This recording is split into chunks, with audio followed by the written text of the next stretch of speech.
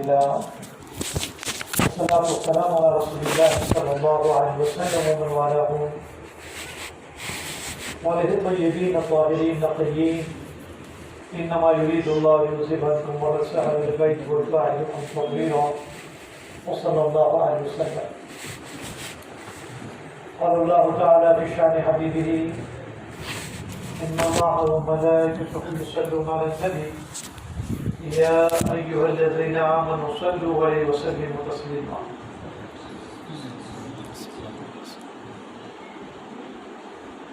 وقال تعالى أعوذ بالله من الشيطان الرجيم بسم الله الرحمن الرحيم واتقوا يوما ترجعون فيه إلى الله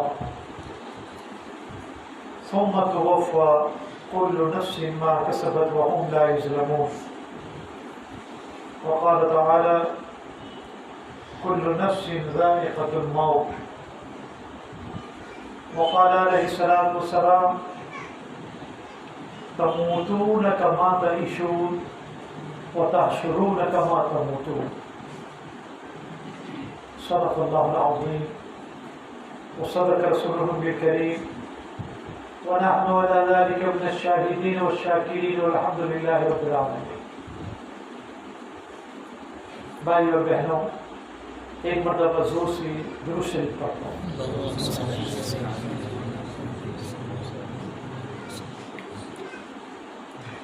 آج ہم لوگ یہاں جمع ہوئے ہیں ایک تعزیتی پروگرام کے لیے.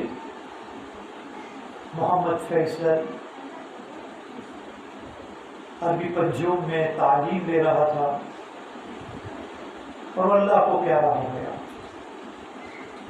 اللہ اس کی قبر کو نور سے منور کرے، حد نظر اس کی قبر کو وسیع فرمائے، قبر کی وحشت تنہائی سے اس کی حفاظت کرے اور اس کے ماں باپ، رشتہ دار، جان پہچان والے متعلقین کو اللہ تعالیٰ صبر جمیل دے اور اس کا نعمت بدل نصیب فرمائے. میں نے جو دو آیتیں کریمہ قرآن پاک سے تلاوت کی اور ایک حدیث پاک، اس کے اوپر اللہ سے دعا کرتے ہیں کہ فائدے کی باتیں مجھ سے کہلوائے، آپ سنیں اور اللہ تعالیٰ اس پر عمل کی توفیق نصیب فرمائے. پہلی آیت کریمہ میں اللہ تعالیٰ نے اپنے نبی کریم صلی اللہ علیہ وسلم کو ایک میسیج دیا، وَاتَّقُوا يَوْمًا تُرْجَعُونَ فِيهِ إِلَى اللَّهِ. اے میرے پیارے حبیب، اے میرے نبی، ڈرو اس دین سے جس دن آپ اپنے رب کی طرف رجوع فرمائیں گے، سفر کریں گے، آپ ان کی طرف چلیں گے. امام سیوطی رحمۃ اللہ علیہ فرماتے ہیں 40 دن نبی کریم صلی اللہ علیہ وسلم کی وصال سے پہلے یہ آیت کریمہ آپ پر مینا میں نازل ہوئی تھی. عرفات مزدلفہ سے فارغ ہو کر 10 کو نبی کریم صلی اللہ علیہ وسلم جب مینا تشریف لائے یہ آیت کریمہ نازل ہوئی.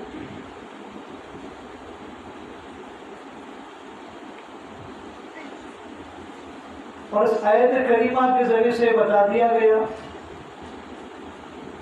کہ ان قریب آپ ہماری طرف لوٹنے والے ہیں، آنے والے ہیں. سورہ نصر بھی نازل ہوئی مینا میں. ہم عائشہ رضی اللہ تعالیٰ عنہ فرماتی ہیں کہ نبی کریم صلی اللہ علیہ وسلم جب حجۃ الوداع سے واپس ہوئے اور ہو رہے تھے، اکثر یہ تسبیح پڑھا کرتے تھے، یہ وظیفہ پڑھا کرتے تھے، سبحان اللہ و بحمدہ استغفرک و اتوب الیک. بہت اہتمام فرما دیتے حجۃ الوداع کے بعد. اما فرماتی ہیں میں نے نبی کریم صلی اللہ علیہ وسلم سے پوچھا کہ یا رسول اللہ صلی اللہ علیہ وسلم کیا بات ہے، آپ نے اس وظیفے کی کثرت فرما دی ہے، آپ اس کو اکثر پڑھتے رہتے ہیں، وجہ کیا؟ نبی کریم صلی اللہ علیہ وسلم نے فرمایا عائشہ 10 ذی الحج مینا میں اللہ نے سورہ نصر میرے پر نازل فرمائی، اذا جاء نصر اللہ والفتح ورأيت الناس يدخلون في دين الله أفواجا فسبح بحمد ربك واستغفره إنه كان توابا۔ ان چیزوں کا مجھے حکم دیا، میری تسبیح، میری پاکی، میری تحمید، میری تعریف فرمائے اور توبہ استغفار کرے۔ اب جو لوگ 60 کے اوپر پہنچ چکے ہیں، سینئر سٹیزن بولتے ہیں، میں بھی اس میں داخل ہوں، ان کے لیے تو ضروری ہے کہ اس تسبیح کو جتنا ہو سکے اتنا پڑھے، چاہے مرد ہو یا عورت ہو۔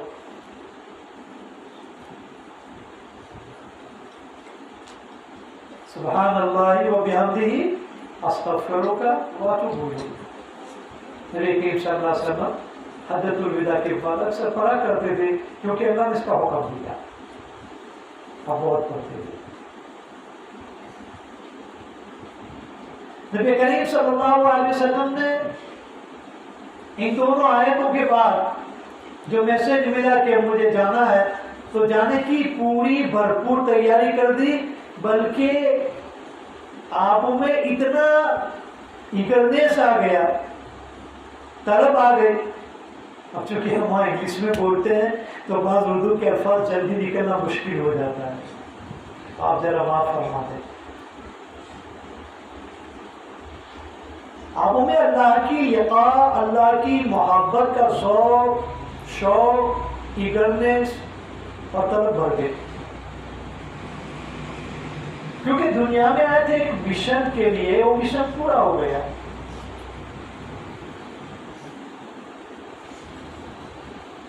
نبی کریم صلی اللہ علیہ وسلم مدینہ منورہ تشریف لائے، محرم کا مہینہ گیا، سفر کا مہینہ گیا اور ربیع الاول کا مہینہ آیا، اور ایک جمعرات کو سر میں درد شروع ہوا۔ یہ ساری باتیں میں آپ لوگوں کو اس لیے بتاتا ہوں کہ حضرت ابو ہریرہ رضی اللہ تعالیٰ عنہ سے پوچھا گیا کہ یہ ابو ہریرہ، اسلام قبول کرنے کے بعد تمہاری زندگی میں کوئی اور مصیبت بھی آئی ہے؟ اس زمانے میں تو بڑی مصیبتیں تھی، مکہ والوں نے مصیبتوں کے پہاڑ ڈال دیے تھے۔ تو حضرت ابو ہریرہ نے فرمایا کہ ہاں، اسلام لانے کے بعد 3 حالات جو ہمارے اوپر آئے، اس کو ہم زندگی میں کبھی بھول نہیں سکتے۔ ایسی مصیبت ہم پر نہیں آئی، اور دعا کرتے ہیں کہ اللہ تعالیٰ اور مصیبت کا منہ نہ دکھائے۔ پوچھے وہ 3 چیزیں کون سی ہے؟ تو فرمایا پہلی چیز اللہ کے رسول صلی اللہ علیہ وسلم کا وصال، آپ کا دنیا سے چلا جانا۔ آپ کے چلے جانے سے امت وحی کی برکات سے محروم ہو گئی۔ وحی کی برکات کوئی معمولی چیز ہے؟ حسن بصری رحمۃ اللہ علیہ فرماتے ہیں کہ جس بستی میں یا جس مقام میں، جس گھر میں، جس مدرسے مسجد میں اور جس لوکالٹی میں قرآن پاک کی ایک آیت سکھا دی جاتی ہے، سیکھ لی جاتی ہے، پڑھ لی جاتی ہے، پڑھائی جاتی ہے، یاد کی جاتی ہے یا یاد کرائی جاتی ہے، اس کے برکات یہ ہے کہ آنے والی مصیبتوں کو اللہ جل شانہ ہزاروں کوس دور دھکیل دیتا ہے۔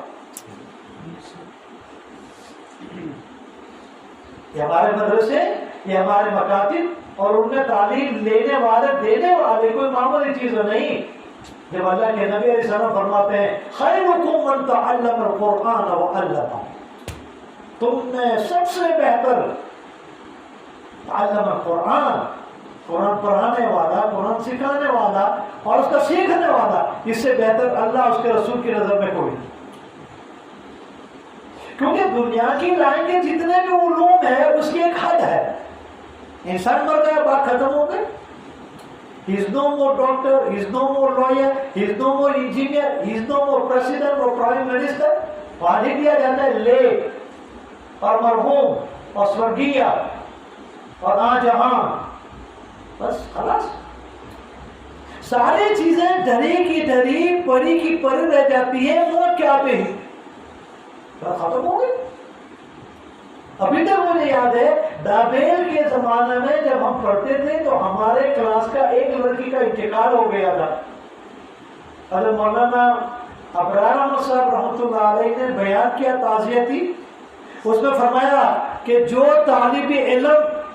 तालिब इल्मी की हालत में पढ़ते पढ़ते इंतकाल कर जाता है, उसका पढ़ना खत्म नहीं होता, क़यामत तक ये अपनी कब्र में तालीम देता रहता है। उस वक्त हम तमन्ना करते थे कि एक आज फारिग होने से पहले और दौरे हदीस में जाने से पहले हम मर जाएं, ताकि अल्लाह के रसूल के दरबार में घुटने टेक कर हम तालीम लेने वाले बने। ऐसे सिलसिला खत्म नहीं होता। इमाम सुयूती रहमतुल्लाह अलैह ने एक रिवायत बयान फरमाई है, उसमें फरमाते हैं कि एक मर्तबा नबी करीम सल्लल्लाहु अलैहि वसल्लम गमगीन थे। हज़रत जिब्रील अलैहिस्सलाम तशरीफ लाए, पूछा कि या रसूलल्लाह सल्लल्लाहु अलैहि वसल्लम क्या बात है, आप गमगीन हैं, आप परेशान हैं? कहा कि जिब्रील, अगली कौमों की उम्रें बहुत हुआ करती थी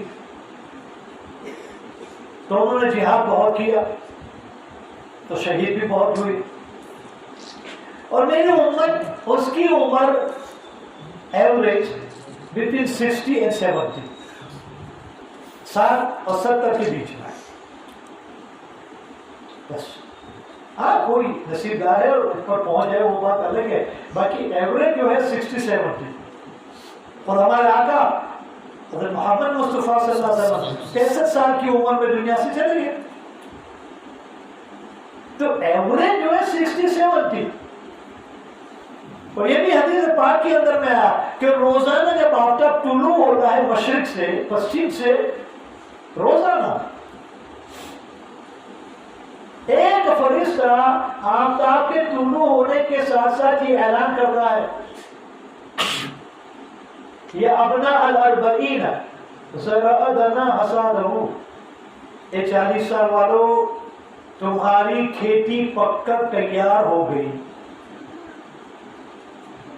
हमें से गांव के रहने वाले हैं, खेती करने वाले हैं, जब खेत में पाक तैयार हो जाता है, चाहे जुवार का हो, तुवेर का हो, कपास का हो, तल का हो, पक गया, कोई आदमी अपने पाक को खेत में रहने नहीं देता, काट कर ले आता।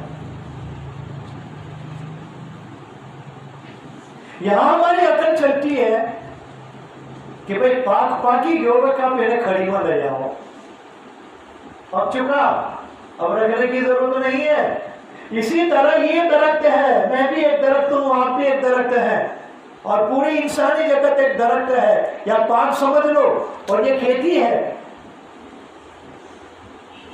जब खेती पक जाती है हमारी जिंदगी की, तो फिर इसको भी काट कर कब्र में रख दिया जाता है। यह अपना अलग भाई ज़रअदना हसादहू, 40 साल वालों तुम्हारी खेती पककर तैयार हो गई। यह अपना अल-50 हलुम्मा इलल हिसाब, ये 50 साल वालों तुम्हारा हिसाब तुम खुद कर लो, तुम्हारी वादी तुम खुद कर लो, तुम्हारी बैलेंस शीट तुम खुद बना लो, इससे पहले कि अल्लाह के दरबार में तुम्हारी पेशी हो और वहां सवाल जवाब किया जाए, हिसाब मांगा जाए। अल्लाह हिसाब मांगे, फरिश्ता हिसाब मांगे, इससे पहले हम अपना हिसाब तैयार कर ले। जिसका लेना है ले ले, जिसको देना है दे दे, जिससे माफी मांगनी है मांग ले। न मालूम इंसान इस दुनिया से कब अल्लाह की तरफ चला गया, जिंदगी का कोई भरोसा नहीं। ये अपना सिद्दीन एलमो माज़ा क़द्दमतुम व माज़ा तअख़रतुम, ये 7 साल वालों तुम सोचो ریکال یور سیلف، ریورس کرو زندگی کی گاڑی اور زندگی کی ٹیپ کو. ماذا تقدمتم، اللہ کے دربار میں، اللہ کی بینک میں تم نے کیا جمع کروا دیا، کیا بھیجا. ماذا تأخرتم، پیچھے کیا چھوڑ رہے ہو. نبی کریم صلی اللہ علیہ وسلم نے فرمایا کہ جب میں معراج میں پہنچا، یہ رجب کا مہینہ ہے، رجب کی 27 کو نبی کریم صلی اللہ علیہ وسلم کو معراج نصیب ہوئی تھی. نبی کریم صلی اللہ علیہ وسلم نے فرمایا جب معراج میں پہنچا، اللہ کے عرش کو میں نے دیکھا، اللہ کے عرش کے اوپر لکھا ہوا تھا یقول ابن آدم مالی مالی مالی. آدم کا بیٹا کہتا ہے میرا مال میرا مال میرا مال. اللہ تعالیٰ فرماتا ہے یہ آدم کے بیٹے، جو تو نے کھایا وہ تیرا، جو پیا وہ تیرا، جو پہنا اور پھاڑ دیا اور پھینک دیا وہ تیرا، اور جو تو میرے راستے میں بھیج چکا وہ تیرا، جو یہاں جمع کروا چکا ڈپوزٹ کر دیا وہ تیرا، جو تو پیچھے چھوڑ کے جاتا ہے اس کی کوئی گارنٹی نہیں.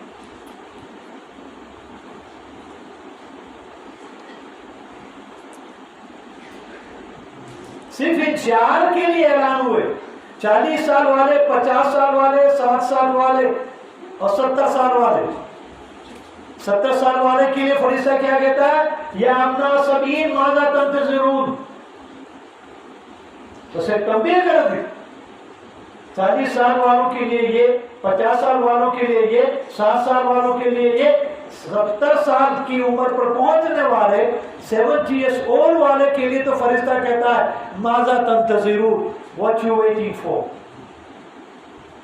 کس چیز کے انتظار میں ہے، کس چیز کا تجھے انتظار ہے.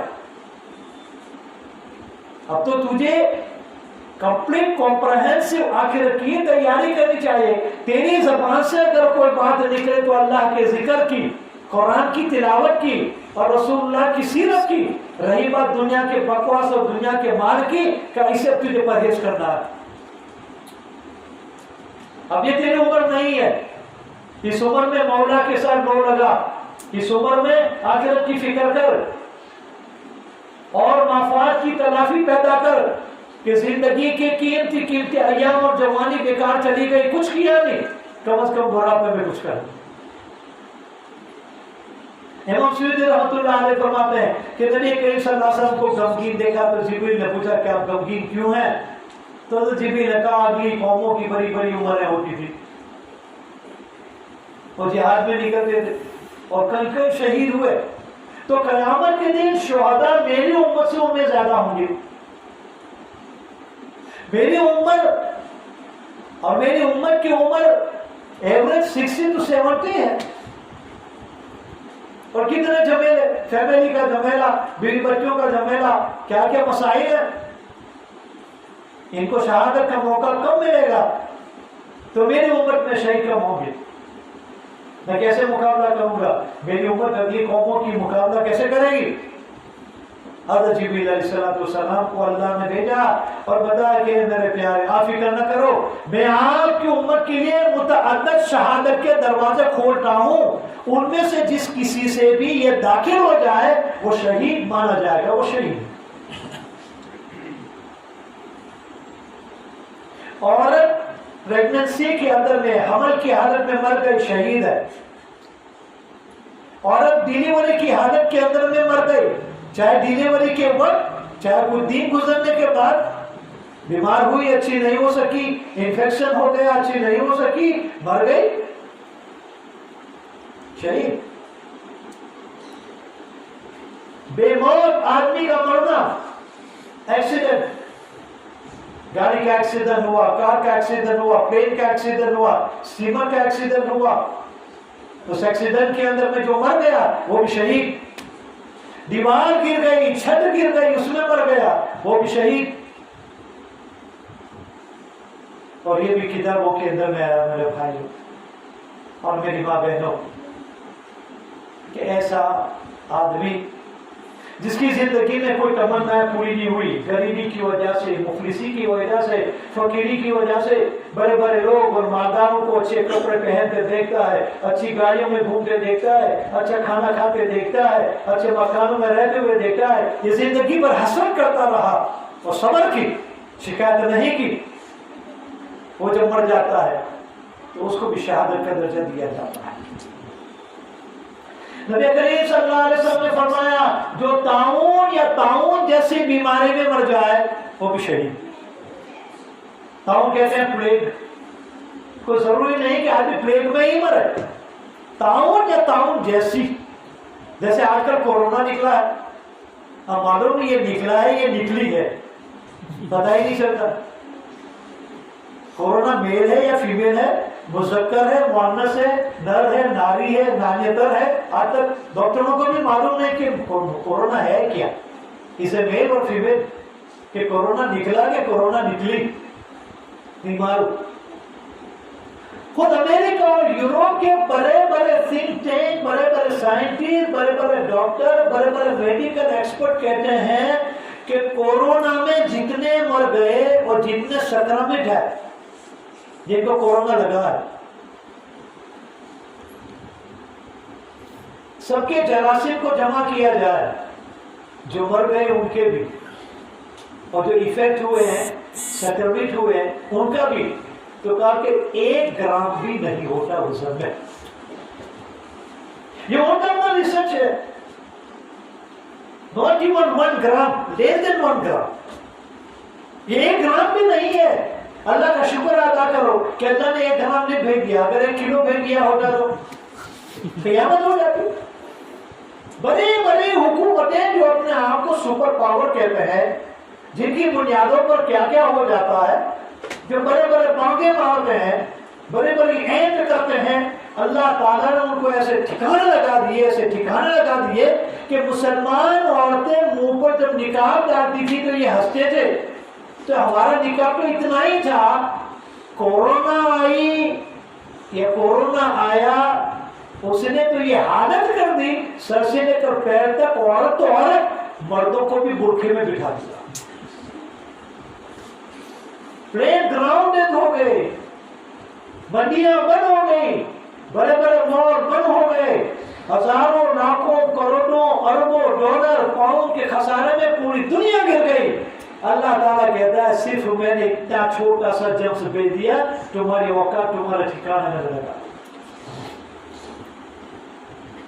نبی کریم صلی اللہ علیہ وسلم نے فرمایا کہ جو اس ایسی بیماری جس کو انگلش میں کہتے ہیں ٹرمینل ایل، مہلک بیماری، ایسی بیماری کہ جس کا علاج نہ ہو یا علاج کے بعد بھی آدمی اچھا نہ ہو اور اسی میں مر جائے، وہ بھی شہید. بلکہ یہاں تو روایت میں آیا کہ جو آدمی پلیگ میں مر گیا یا ایسی بیماری میں مر گیا جیسے آج کل کورونا ہے، تو مرنے والا تو شہید ہے ہی،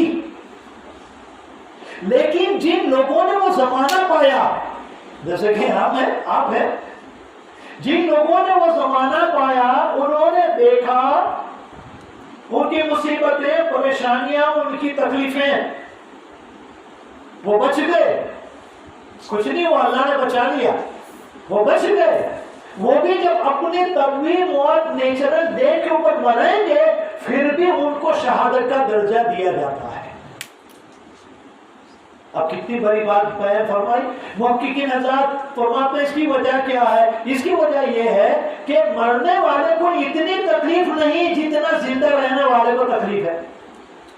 کسی کا باپ، کسی کی ماں، کسی کی بیوی، کسی کا شوہر، کسی کا بھائی، کسی کی بہن، کسی کا دوست، کسی کا پارٹنر مر گیا اور مرتے ہوئے دیکھا، وینٹیلیٹر پر دیکھا، آئی سی یو میں دیکھا، آکسیجن لیتے ہوئے دیکھا.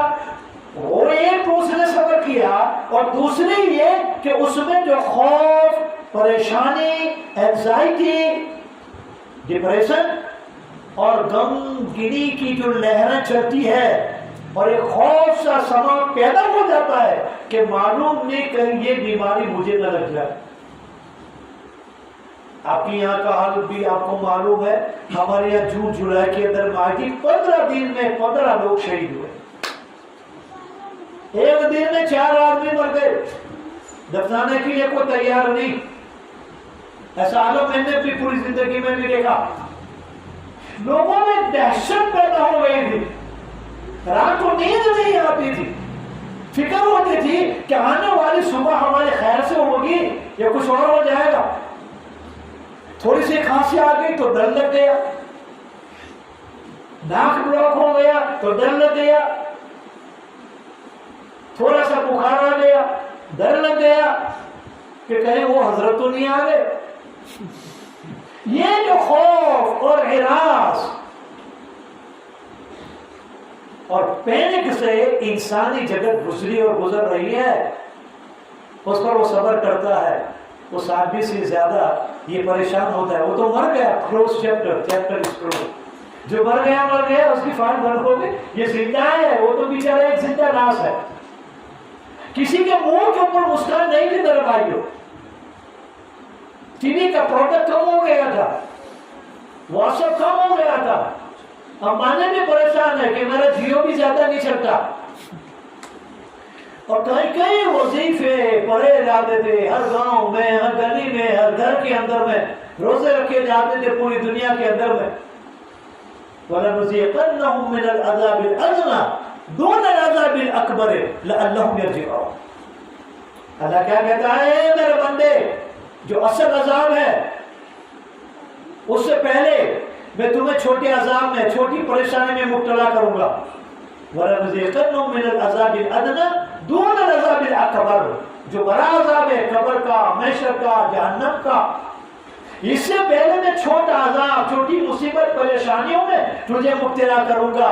اس لیے نہیں کہ مجھے مزہ آتا، اس لیے نہیں کہ تمہیں طرف تر دیکھ کر میں خوش ہوتا ہوں، اس لیے لعلہم یرجعون، تاکہ تم حد پار کر کے نکل چکے ہو، میری تیری طرح سے نکل چکے ہو۔ لعلہم یرجعون، تم لوگ میری طرف رجوع کر جاؤ، میری طرف آ جاؤ، سچے دل سے توبہ کرو، میری عبادت کرنے والے بن جاؤ، میرے گھروں کے آباد کرنے والے بن جاؤ، اور انسانیت کا خیال رکھنے والے بن جاؤ۔ تو امام سیوطی رحمۃ اللہ علیہ فرماتے ہیں کہ پلیگ جیسی مہاماری ہو، آئندہ چل کر کوئی اور بیماری بھی آ جائے، اس میں جو کچھ مر جاتا ہے، جو کوئی مر جاتا ہے، اس کو بھی شہادت کا درجہ بتایا گیا ہے کہ وہ شہید ہے۔ اصل بات تو میں آپ کو یہ بتا رہا ہوں میرے بھائی اور دوستوں اور بزرگوں کہ ہماری زندگی کا ایک مقصد ہے۔ اس مقصد کے تحت اس دنیا کے اندر میں ہم آئے ہیں۔ ہم کھانے پینے اور موج مزہ کرنے کے لیے نہیں آئے۔ اللہ تعالیٰ خود فرماتا ہے کہ میں نے زندگی اور موت کو بنایا لِيَبْلُوَكُمْ أَيُّكُمْ أَحْسَنُ عَمَلًا، تاکہ تمہاری آزمائش ہو جائے کہ عمل کے اعتبار سے کون اچھا ہے، عمل کے اعتبار سے کون برا ہے۔ نبی کریم صلی اللہ علیہ وسلم ایسی شخصیت، ایسی ہستی جو نبیوں کے سردار ہے، وہ دنیا چھوڑ کر چلے گئے۔ اور ابو ہریرہ رضی اللہ تعالیٰ عنہ کی بات میں بتا رہا تھا کہ سیدنا ابو ہریرہ رضی اللہ تعالیٰ عنہ سے پوچھا گیا کہ ابو ہریرہ اسلام لانے کے بعد کوئی مصیبت آئی؟ حضرت ابو ہریرہ نے فرمایا کہ 3 مصیبتیں ہماری زندگی میں آئی جو سب سے بڑی تھی۔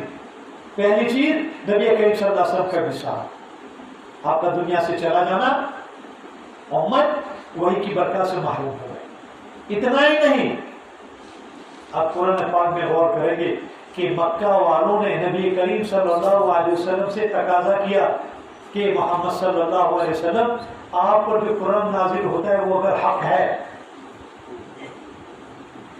ہم نہیں مانتے، لیکن اگر یہ حق ہے تو اللہ کو کہو فَأَمْطِرْ عَلَيْنَا حِجَارَةً مِنَ السَّمَاءِ، آسمان سے ہمارے اوپر پتھر برسائے۔ یہ ڈیمانڈ کر رہے ہیں، ریکویسٹ نہیں کر رہے ہیں۔ ریکویسٹ الگ چیز ہے، ڈیمانڈ الگ چیز ہے۔ ریکویسٹ نہیں ہو رہی ہے، یہ ڈیمانڈ ہو رہی ہے۔ اللہ کے مائٹی پاور، اللہ کی قدرت کاملہ کو جھنجھوڑا جا رہا ہے، غیرت دلائی جا رہی ہے کہ تیرا نبی حق ہے اور تو حق ہے اور تو نے جو نازل کیا وہ حق ہے، تو پھر ہمارے اوپر پتھروں کی بارش برسا جیسے قوم لوط کے اوپر تو نے برسائی تھی۔ اللہ، ہم مسلمان ہیں، ہمیں قدر نہیں، کیونکہ میراث میں اسلام ملا، اسلام کے لیے ہم نے کوئی قربانی نہیں دی. آپ آؤ ہمارے افریقہ، آپ آؤ یوروپ میں، امریکہ میں، کینیڈا میں، آسٹریلیا میں، جو نیو مسلم ہے وہ اسلام کی کیا قدر کرتے ہیں. ایک ایک سنت اور ایک ایک عمل اور ایک ایک حکم کی ضرورت سے وہ لوگ تحقیق کرتے ہیں، اور اتنے پابند ہیں کہ ان کی عورتیں جو کلبوں میں ننگی ناچا کرتی تھی آج ان کا بال نظر تک نہیں آتا، ایسا فل پردہ وہ کرتی ہے. ایک سال میں صرف انگلینڈ کے اندر میں 1,00,000 عورتوں نے اسلام قبول کیا، اور یہ وہ عورتیں ہیں جو پروفیشنل ہے، جو ہائیلی ایجوکیٹڈ ہے، ہائیلی اسکل ہے، اور جن کی بنیادوں پر کیا کیا ہو جاتا ہے. کوئی ڈر نہیں، کوئی خوف نہیں، کوئی مال کی لالچ نہیں، اسلام کی حقیقت کو سمجھا اور اسلام قبول کیا. 1 سال میں 1,00,000. کسی زمانے میں فرانس کا پہلا نمبر تھا. فاسٹر گروئنگ ریلیجن ان یوروپ از فرانس. فرانس کو ٹیک اوور کیا جرمنی نے، اور جرمنی کو ٹیک اوور کیا آج جاپان نے. جاپان میں سب سے زیادہ لوگ مسلمان ہوتے ہیں. انہوں نے دیکھا کہ دنیا کی یہ تمام چیزیں میتھیا ہے، ڈیلوژن ہے، ایلوژن ہے، جھانجوے کا جر ہے، پانی کا بلبلا ہے، پانی کا پرپوٹا ہے، ببلز آن اے واٹر. اس کی کوئی حقیقت نہیں. اصل حقیقت تو وہی ہے جو اوپر والی زندگی ہے.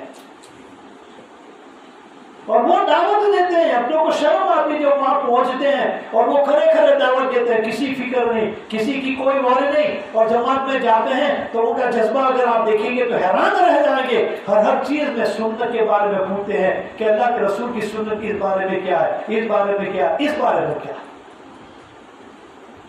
میرے بھائی، ہماری زندگی آج اتنی غفلت سے گزر رہی ہے. تھوڑی کسر جو باقی رہ گئی تھی اس کو اسمارٹ فون نے ختم کر دیا. ہر ایک کو دیکھو اسمارٹ فون لے کر بیٹھا ہے. باپ ایک کونے میں، ماں ایک کونے میں، بیٹا ایک کونے میں، بیٹی دوسرے کونے میں، اس کے بچے کسی اور کونے میں ٹیبلٹ کر بیٹھا ہے. چھوٹے بچے کو کھانا کھلانا مشکل ہو گیا. وہ ٹیبلٹ دیتی ہے اور ماں یوں کھانا دیتی ہے. ایسا حال ہو گیا. یہ غفلت کا نتیجہ، آج غفلت کے اندر میں ہماری زندگی آ گئی. حضرت ابو ہریرہ فرماتے ہیں کہ سب سے بڑی حالت جو ہمارے اوپر آئی، سب سے پہلی رسول پاک صلی اللہ علیہ وسلم کا وصال، کہ ان کا وجود اور ان کا ہونا امت کو کیا، پوری دنیا کے لیے کیا خیر اور برکت تھی کہ اللہ تعالیٰ نے خود فرمایا وَمَا كَانَ اللَّهُ لِيُعَذِّبَهُمْ وَأَنْتَ فِيهِمْ. اے میرے پیارے حبیب، اے میرے محبوب، یہ لوگ ڈیمانڈ کرتے ہیں کہ پتھروں پر برسائے جائیں، میری غیرت کو جھنجھوڑ دیں، میری قدرت کو چیلنج کرتے ہیں کہ پتھر برساؤ، لیکن میں وہ کرنے کو تیار نہیں. میں ایسا نہیں کروں گا. کیوں نہیں کروں گا؟ وجہ کیا بتائے؟ وجہ یہ بتائے وَأَنْتَ فِيهِمْ، وَأَنْتَ فِيهِمْ، آپ ان میں موجود ہے. آپ جو ہوتے ہوئے ایسا عذاب تمہارے مخالفوں کو بھی نہیں دوں گا، تمہارے نہ ماننے والوں کو بھی نہیں دوں گا، تمہیں اذیت دینے والوں کو بھی نہیں دوں گا، تمہیں گالیاں دینے والوں کو بھی نہیں دوں گا. وَأَنْتَ فِيهِمْ، آپ ان میں موجود ہے. حضرت علی رضی اللہ تعالیٰ عنہ سے جب پوچھا گیا کہ علی اللہ کے رسول تھے تو اللہ کے بڑے بڑے عذاب سے سب محفوظ رہتے تھے، آج اللہ کے رسول نہیں، ان کا وصال ہو گیا، اب امت کی حفاظت کیسے ہوگی؟ حضرت علی نے فرمایا اس کے بعد والے آیت پڑھو. دو کیٹیگری اللہ تعالیٰ نے بیان فرمائی کہ میں ان کو عذاب نہیں دوں گا کیونکہ آپ ان میں ہیں. دوسری چیز اسی میں فرمائی جب تک استغفار کرتے رہیں گے، توبہ کرتے رہیں گے، معافی مانگتے رہیں گے، میری طرف رجوع کرتے رہیں گے، آہوازاری کرتے رہیں گے تو میں ان کو عذاب نہیں دوں گا. آج ہمارے پاس یہی ایک چیز باقی رہ گئی ہے میرے بھائیوں اور میری ماں بہنوں، بجائے ہائی معاملہ کرنے کے استغفار کریں، توبہ کریں، معافی مانگے، رو کر اللہ سے توبہ کرے، پوری امت کے لیے مانگے، انشاءاللہ تعالیٰ بہت جلد کورونا چلا جائے. اس کا مطلب یہ نہیں ہے کہ جو پریکاشن لینا ہے وہ نہ لیں، نہیں، جو گائیڈ لائن بتائی گئی ہے اس کو تو ہمیں فلفل کرنا ہی ہے. لیکن اس کے ساتھ ساتھ دعا کا بھی سہارا دیتا ہے۔ دوسری چیز حضرت ابو ہریرہ رضی اللہ تعالیٰ نے فرمایا، حضرت عمر رضی اللہ تعالیٰ عنہ کی شہادت، حضرت عمر رضی اللہ تعالیٰ عنہ کی شہادت ہو گئی، امت میں دین میں فتنے داخل ہو گئے۔ عمر رضی اللہ تعالیٰ عنہ فتنوں کے بیچ میں ڈھال تھے، دروازہ تھی، یہ دروازہ ٹوٹ گیا، فتنے داخل ہو گئے۔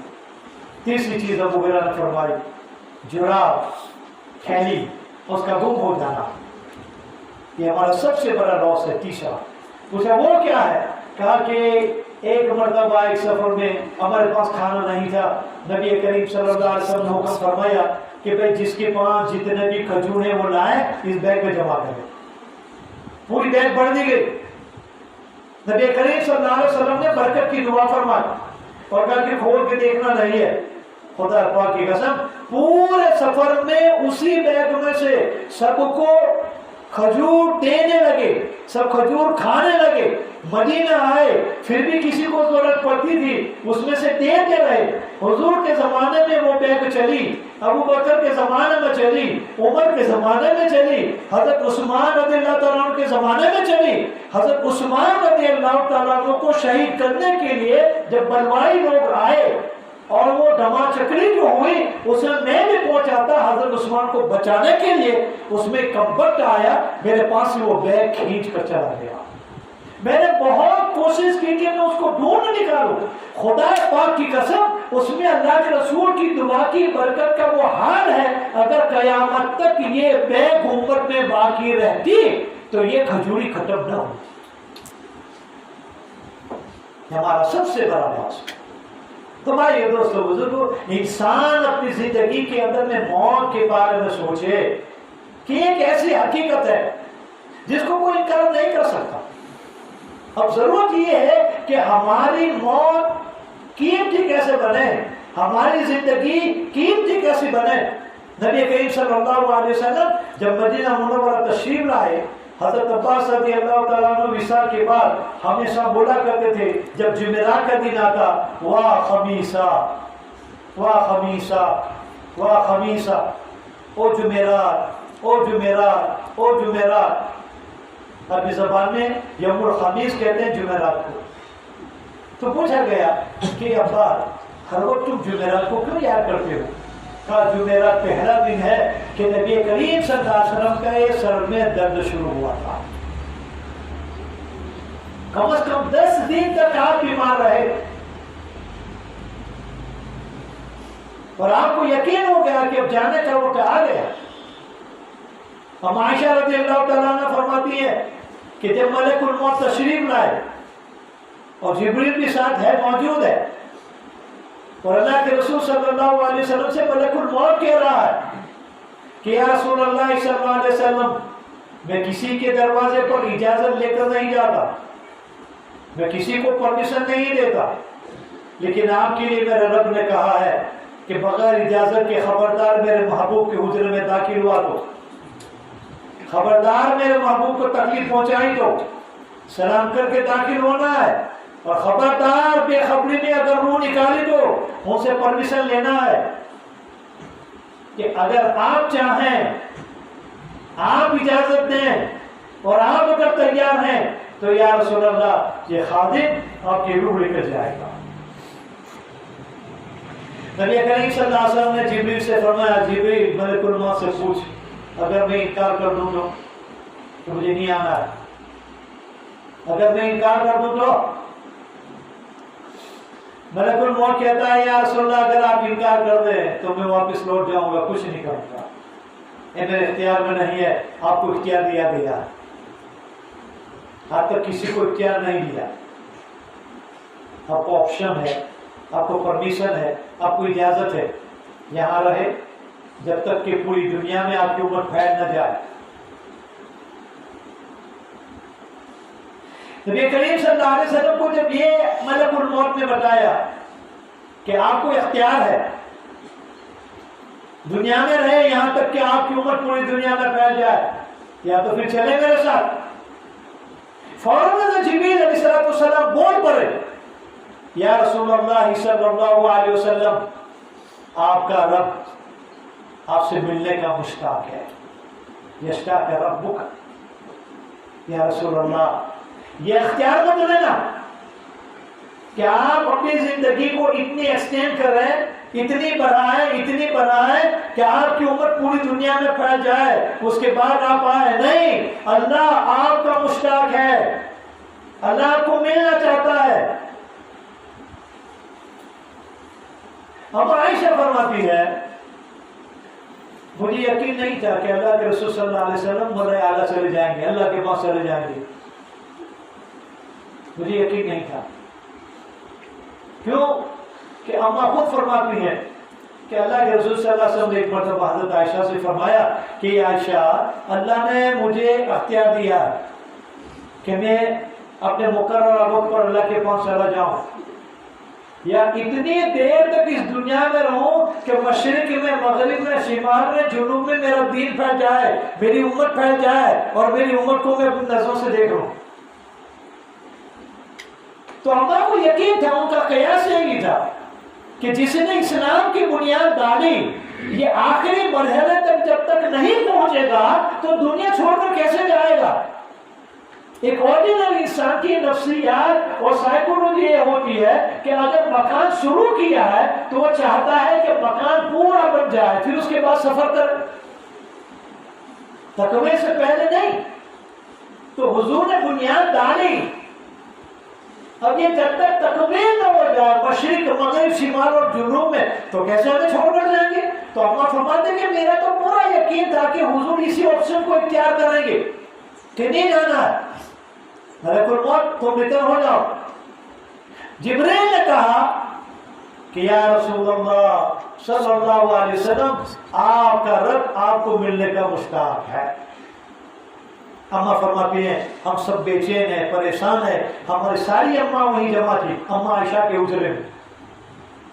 نبی کریم صلی اللہ علیہ وسلم نے اپنا سر مبارک اونچا کیا اور کیا کہا؟ اللہم انی رفیق الاعلی، اللہم انی رفیق الاعلی. اے اللہ میں بھی تجھے ملنے کا مشتاق ہوں، مجھے بھی تیرے پاس آنا ہے. میرے اندر میں بھی ایک طلب پیدا ہو چکی ہے اس دنیا کو چھوڑ دوں اور میں آپ کے پاس آ جاؤں. روایت میں آیا جیسے نبی کریم صلی اللہ علیہ وسلم یہ الفاظ کہے اور اپنا اختیار بیان فرمایا کہ میں کیا چاہتا ہوں، اما زور سے بولی، اما عائشہ رضی اللہ تعالیٰ عنہ، فلا یختارنا یا رسول اللہ. اما کہتی ہے فلا یختارنا یا رسول اللہ، کہ آپ ہمیں چھوڑ کر چلے جائیں گے، ہمیں اختیار نہیں کریں گے، ہمیں چھوڑ کر، فاطمہ کو چھوڑ کر، حسن حسین کو چھوڑ کر، یا آپ کے جان نثار کو چھوڑ کر. فلا یختارنا یا رسول اللہ، ہمیں اختیار نہیں کرو گے. حضور نے فرمایا اللہم انی رفیق الاعلی. اب اماں سمجھ گئے کہ حضور کو تو اللہ سے ملنے کا شوق بڑھ گیا ہے. امام ترمذی رحمۃ اللہ علیہ نے ایک روایت بیان فرمائی ہے کہ ہماری اماں نے وصال کے وقت میں 2 سوال کیے. ایک اماں عائشہ کا انڈیویجولی، ویکتیگت، انفرادی، دوسرا تمام اماں کا کلیکٹیولی، اجتماعی. اماں عائشہ نے فرمایا یا رسول اللہ آپ تو آپ جا رہے ہیں اور ہمیں چھوڑ کر جائیں گے، چلو کوئی بات نہیں، یہ آپ کا اختیار ہے، آپ نے اس کو قبول فرمایا ہے، لیکن یا رسول اللہ میں چاہتی ہوں میں جنت میں آپ کے ساتھ، آپ کے محل میں ہمیشہ ہمیشہ رہوں. اس کے لیے مجھے کیا کرنا ہے؟ دنیا کل ختم ہو جائے گی، ابد الآباد کی زندگی تو اوپر والی زندگی ہے، یہ تو کل ختم ہو جائے گی. وہاں میں آپ کے ساتھ آپ کے محل میں ہمیشہ ہمیشہ رہنا چاہتی ہوں. میرے بھائیوں اور میری ماں بہنوں، غفلت کی زندگی سے نکل جاؤ، یہ اپنی تیاریوں میں لگو. اماں کیا فرماتی ہیں؟ اللہ کے رسول صلی اللہ علیہ وسلم نے فرمایا یہ عائشہ میرے جانے کے بعد 4 چیزوں پہ عمل کرنا تو ہمیشہ ہمیشہ میرے ساتھ میرے محل میں رہے گی. अम्मा आयशा ने पूछा या रसूल अल्लाह वो 4 चीज क्या है? पहली चीज फरमाई आयशा अपना घर का सामान जरूरत के मुताबिक रखना, जरूरत से ज्यादा कोई चीज अपने घर में न रखना। हम अंदाजा लगाना हमारे घर में क्या क्या है। हमारी माँ बहनों का कबाड़ अगर आप खोलेंगे ना, महीने के दिन 30 है या 31 है, सिर्फ फरवरी के 28 दिन है, लेकिन उसके अबाया 40 मिलेंगे, सैंडल 50 मिलेंगे और जूते तो मालूम कितने कितने मिलेंगे। कई मतलब मैं सोचता हूँ कि जब शादी होती है तो हमारे दुल्हन का जो सूट आता है 1 लाख से कम में तो नहीं आता। सही बात है बात, 1 लाख से कम में तो उसका जोड़ा आता ही नहीं है। फिर तो जैसा जैसा घराना, जैसे जैसे माल वाले, दौलत वाले, जैसा जैसा मुल्क, जैसा जैसा शहर। अब वो दुल्हन बन के वो जोड़ा जो पहनती है कितने घंटे के लिए, आप उसका अंदाजा लगाओ। आजकल तो असर के वक्त आती है, रिसेप्शन के ऊपर मगरिब तक रहती है, 1 घंटा हुआ, चलो 2 घंटा मान लो, 2 घंटे के लिए 1 लाख का शरारा पहन लिया। अब शादी के बाद जब उसकी विदाई होगी तो क्या ये शरारा पहनकर किचन में जाएगी? हमारे जमाने में तो इतनी राहत थी कि बस यूं खड़े हो जाए और चलो, कोई मसला नहीं था। आज तो बाकायदा 2 लड़कियां रखी जाती है, वो उठा के चलती है, वो भटकता है, मालूम इसको क्या कहते हैं, मुझे तो मालूम है, ये हमारे जमाने की पैदावार नहीं। और उसका जो घाघरा होता है मालूम इसको क्या कहते हैं, वो भी बेचारे यूं करके पकड़ के चलती है, जैसे बारिश के जमाने में हम चलते हैं कि छींटे नहीं लगे।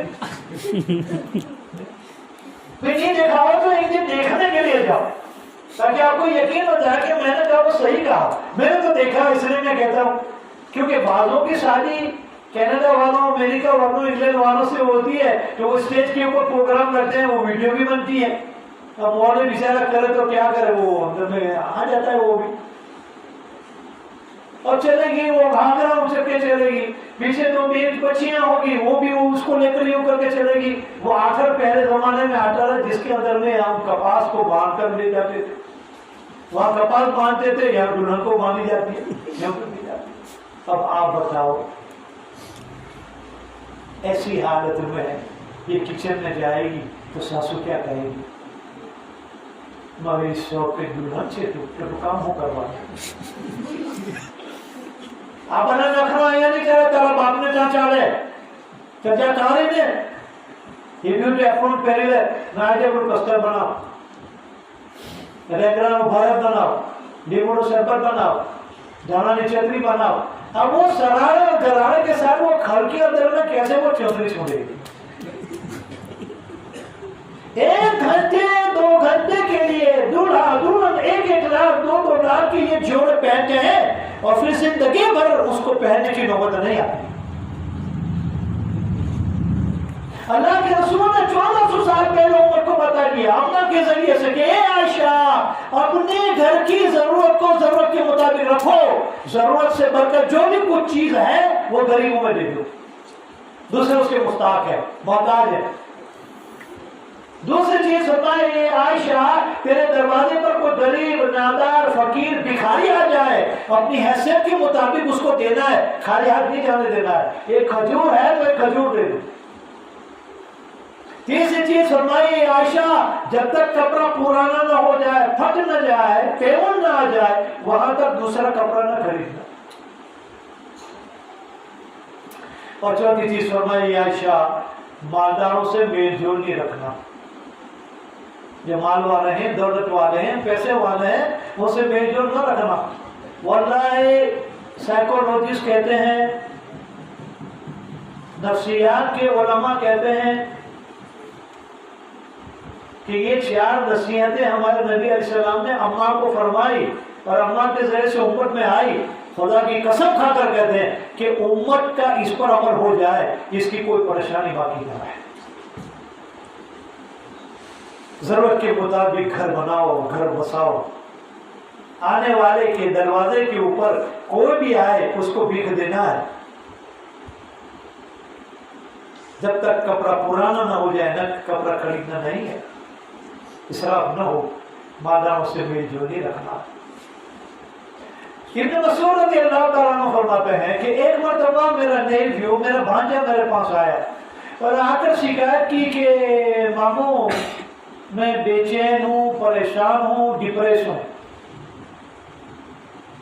بہت بے چینی ہے۔ ابن مسعود رضی اللہ تعالیٰ عنہ نے اس کو پوچھا تیرا اٹھنا بیٹھنا، تیرے دوست، تیرے فرینڈ کون ہے؟ ہاں میں نے نام دیے یہ حضرت ابن مسعود نے فرمایا بیٹا یہ تو سب مالدار کے بیٹے ہیں، لاکھوں پٹی کے بیٹے ہیں، کروڑوں پٹی کے بیٹے ہیں، بڑے بڑے بنگلے والے ہیں، یہ تیری وجہ ہے بے چینی، پریشانی، ڈپریشن کی۔ تیرے اندر میں جو گھٹن اور کلک ہے اس کی وجہ سے، ان دوستوں کی دوستی کی وجہ سے۔ بھانجے نے کہا ابن مسعود رضی اللہ تعالیٰ عنہ کو وہ تو میرے دوست ہے، ان کی دوستی سے میرے میں ڈپریشن اور بے چینی کیسے آئی؟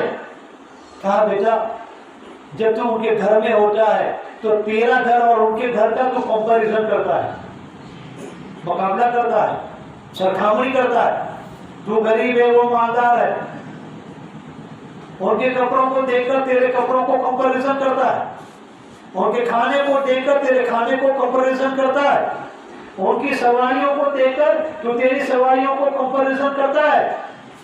اب تو چاہتا ہے ان جیسا بنے یا ان سے بہتر بنے، اور تیری حیثیت نہیں ہے، اس لیے تیرے اندر میں بے چینی پریشانی کا تو شکار ہو گیا۔ تو بھانجے نے کہا کہ ارے ماموں تو پھر میں کیا کروں، میرے دوست سے بچپن کے، کیا میں ان کو چھوڑ دوں؟ سبحان اللہ، اسلام ایک ایسا مذہب ہے کہ جو مصیبت پریشانی اس کی جڑ بتاتے ہیں اور اس کا علاج بھی بتاتے ہیں۔ ہمارے پردے کے زمانے میں کتاب میں آیا تھا کہ ایک آدمی کے پیٹ میں درد ہوا، بہت درد ہوا، پوری رات پیٹ میں درد ہوا، حکیم صاحب کے پاس آئے، حکیم صاحب نے پوچھا رات میں کیا کھایا تھا؟ اس نے کہا جلی ہوئی روٹی، بریلی روٹی، بریلو روٹلو کھائی جو نہیں پھینکوا دے دو۔ کہ بیوی نے روٹی بنائی جل گئی تھی، روٹلا بنایا تو جل گیا تھا، میں نے کتے کو بکری کو کسی کو نہیں کھلایا، میں خود کھا گیا، تو جلی ہوئی روٹی کھانے کی وجہ سے یہ پیٹ میں درد ہوا۔ حکیم صاحب نے کہا چلو سو جاؤ یہاں ٹیبل پر۔ اب سو گئے، کہا آنکھیں کھولو۔ کیا کر رہے ہو؟ کہا آنکھ کھول۔ جب آنکھیں کھولی تو اس نے ڈراپ لی، سیسی لی ٹیپے ٹپکانے کے لیے، ابھی بیٹھا ہو گیا۔ تو حکیم صاحب نے پوچھا کہ کیا ہوا؟ کہا حضرت درد پیٹ میں ہے، آنکھوں میں نہیں ہے۔ آپ میری آنکھ میں دوا کرو گے، میرے آنکھ میں ڈراپ ڈالو گے، میری آنکھ میں تم دوا ڈالو گے، پیٹ میں درد آنکھ میں نہیں۔ کہا تجھے ضرورت ہے تیری آنکھوں کا علاج کرنے کی، تیری آنکھیں اچھی ہوتی تو بریلی روٹی نہیں کھاتا۔ تو بریلی روٹی کھا گیا، مطلب کہ تیری آنکھوں کا ٹھکانا نہیں ہے۔ شروعات یہاں سے کرنی ہوگی، یہ ٹھیک ہوگی تو کھانا اچھا ہوگا، کھانا اچھا ہوگا تو پیٹ میں تکلیف نہیں ہوگی۔ اسلام جڑ بتاتا ہے کہ تمہاری مصیبتوں کی جڑ کیا ہے، جڑ کو کاٹا گیا۔ ابن مسعود فرماتے ہیں وہ سب مالدار ہیں، حویلی والے ہیں، بنگلے والے ہیں، اچھی اچھی گاڑیاں والے ہیں، اچھا اچھا کھانا پہننے والے ہیں، دن میں 3 مرتبہ کپڑا بدلنے والے۔ تیری حیثیت نہیں، تو ایسا بننا چاہتا ہے، تیرے پاس پیسہ نہیں، تو اس سے بہتر بننا چاہتا ہے، تیرے پاس پیسہ نہیں، نہ تیرے باپ کے پاس نہ تیری ماں کے پاس، تیرے اندر میں ایک بے چینی پیدا ہو گئی۔ How can I compete them? How can I compare myself with them? میں ان سے کمپیریزن کیسے کروں؟ میں ان کے ساتھ کمپٹیشن کیسے کروں؟ میں ان جیسا یا اس سے بہتر اپنے آپ کو کیسے ثابت کروں؟ تو بھانجا کہتے ہیں ماموں وہ میرے بچپن کے دوست ہے، میں چھوڑ نہیں سکتا۔ تو آپ نے کہا، میں نے کہا تو ان کو چھوڑ دے۔ میں چھوڑنے کے لیے نہیں کہتا، تو کہا تم کیا کہتے ہو؟ میں یہ کہتا ہوں جتنے تیرے 5 تیرے مالدار اور حویلی والے بنگلے والے کار والے دوست ہیں اتنے ہی غریب دوست بنا اور اس کے گھر بھی جا. بڑے بڑوں کے بنگلوں میں تم جاؤ گے تو وہ چمک چمک تمہاری آنکھوں کو چنگیاری کر دے گی. ذرا دوبر والا میں بھی جاؤ، دیر والا میں بھی جاؤ، سینٹی کمپاؤنڈوں میں جاؤ، جھپر پٹیوں میں بھی جاؤ اور جا کر دیکھو کہ جہاں اچھے پانی کا نظام نہیں، جہاں پانی کا نل کا تک نہیں، وہاں کھانا پکانے کے لیے گیس سلنڈر نہیں، وہاں لائٹ کے لیے کوئی نظام نہیں، سردی گرمی بارش میں بچنے کے لیے ان کے پاس کوئی چیز نہیں. میری ماں بہنوں، جب ان کی زندگی کو تم دیکھو گے، تمہارے پاس گھر میں تمہارے شوہر نے اور تمہارے ماں باپ نے جو دے رکھا ہے تب جا کے تمہارا شکریہ ادا ہوگا. باقی منگلے والوں میں جاتے رہو گے تو تمہارے دلوں کے اندر میں گھٹن گھٹن ہی پیدا ہوگی. یہ 4 چیزیں ہمارے نبی کریم صلی اللہ علیہ وسلم نے اماں کو سمجھایا اور اماں نے اس پر کیسا عمل کیا. روایتوں کے اندر میں آیا حضرت معاویہ جب ملک شام کے گورنر اور والی بنے، اما عائشہ کے لیے ایک مرتبہ 250,000 درہم ہدیہ بھیجا، کیش 2.5 لاکھ درہم. آخرت کی کیسی فکر، آخرت بنانے کی کیسی فکر، اللہ کے رسول کے ساتھ رہنے کا کیسا جذبہ. اپنی خادمہ کو لیا، مسجد نبی کی صحن میں سارا مال رکھا ہوا ہے، اعلان کروا دیا، اے مدینہ والو آؤ، جو چاہے جتنا چاہے لے جاؤ. اس زمانے کے 2.5 لاکھ درہم کائن، کیش اور سامان. 2.5 لاکھ آج کی انفلیشن کے زمانے میں اگر آپ ملٹی پلائی کرو گے تو ٹاٹا برلا اڈانی چھڈانی کوئی مقابلہ نہیں کر سکتا. کتنے پیسے ہوں گے؟ 2.5 لاکھ درہم کا سامان کا لے جاؤ. جو بالکل اخیر میں باقی رہ گیا اس کو یہ نہیں کہا کہ میں تجھے اتنا دے رہا ہوں، کہا یہ جتنا بچا ہے یہ لے جا. عصر سے لے کر ظہر سے لے کر عصر تک اور عصر سے لے کر مغرب کے غروب ہونے تک یہ تقسیم چلتی رہی، مال ختم نہیں ہوا. آخری آدمی جو بچا اس کو کہا یہ جتنا بچا ہے بیٹا لے جا، لے جا. بس اتنا کہنا ہی تھا کہ خادم آئی اور آج کہا اماں آج آپ کا روزہ ہے اور گھر میں افطاری کے لیے کچھ بھی نہیں ہے، اگر آپ اجازت دو تو میں 2 درہم 2 روپے اس میں سے لے لوں، ایک کا کھانا بناؤں گی افطاری کے لیے، ایک کا کھانا بناؤں گی سحری کے لیے. لاکھوں کا دان کرنے والی اماں، لاکھوں کا کنٹریبیوشن کرنے والی اماں، لاکھوں کی سخاوت کرنے والی اماں کیا فرماتی ہے؟ پہلے سے بتا دیا ہوتا، پہلے سے بتا دیا ہوتا کہ روزے کی افطاری کے لیے ہمارے پاس آج گھر میں کچھ نہیں اور سحری کے لیے ہمارے پاس کچھ نہیں سوائے کھجور اور پانی کے. پہلے سے بول دیا ہوتا تو میں کچھ نکال لے.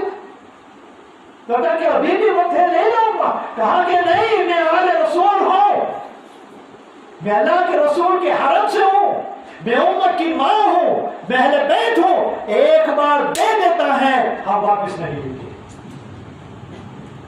ایک بار دے دیا اب واپس نہیں لیں گے. تو افطاری اور سحری کیسے ہوگی؟ کہا بس کھجور کھا لیں گے پانی پی لیں گے یہ ہماری افطاری، کھجور کھا لیں گے پانی پی لیں گے یہ ہماری سحری. بھائی دوستوں بزرگوں، ہماری زندگی کے اندر میں ہمارا ایک معیار ہونا چاہیے، ہماری زندگی کا ایک ٹائم ٹیبل ہونا چاہیے کہ ہمیں ہماری زندگی بنانی ہے. ہم زندگی بنانے آئے ہیں، زندگی گزارنے نہیں آئے. زندگی گزارنا تو ہم سے زیادہ جانوروں کو بھی آتا ہے، وہ بھی اپنی زندگی گزارتے ہیں، کہیں سیکھ کر نہیں آئے، زندگی وہ بھی گزارتے ہیں.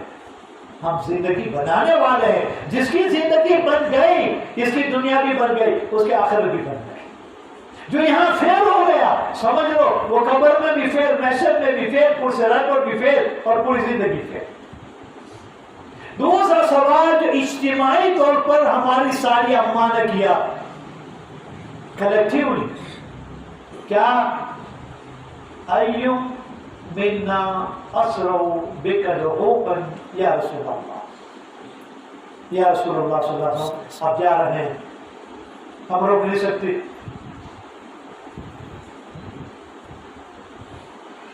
اپنے پیچھے ہمیں چھوڑے جا رہے ہو، ہم کچھ نہیں کر سکتے، یہ اللہ کا کرم ہے، یہ ویڈی کا لکھا ہوا ہے۔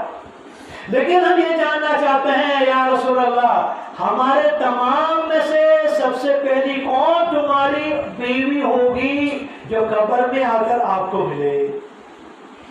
ایُّ منا اسرع بک لحوقا یا رسول اللہ، کون ملے؟ یہ سب اماں کا کلیکٹیو سوال۔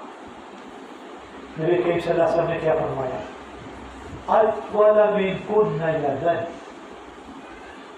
اطول منکن یدن، کسی کا نام نہیں لیا، اتنا فرما دیا کہ تمہارے اندر میں جس کا سب سے لمبا ہاتھ ہے، یعنی لمبے ہاتھ والی، وہ مجھے پہلے قبر میں آ کے ملے گی۔ ہم عائشہ فرماتی ہیں اللہ کے رسول کا وصال ہو گیا، آپ کو دفنا دیے گئے، اب بانس لے کر لکڑی لے کر ہم ایک دوسرے کے ہاتھوں کو ماپنے لگے۔ سب سے لمبا ہاتھ حضرت سودا کا نکلا، تو ہم بہت خوش ہو گئے، چلو سب سے پہلی سودا دنیا چھوڑ کر اللہ کے رسول کو ملے گی۔ لیکن آپ صلی اللہ علیہ وسلم کی ازواج مطہرات میں اور ہماری اماؤں میں سب سے پہلی جس نے دنیا چھوڑی اور اللہ کے رسول کو جا کر ملی، حضرت زینب بنت جحش رضی اللہ تعالیٰ عنہا تھی۔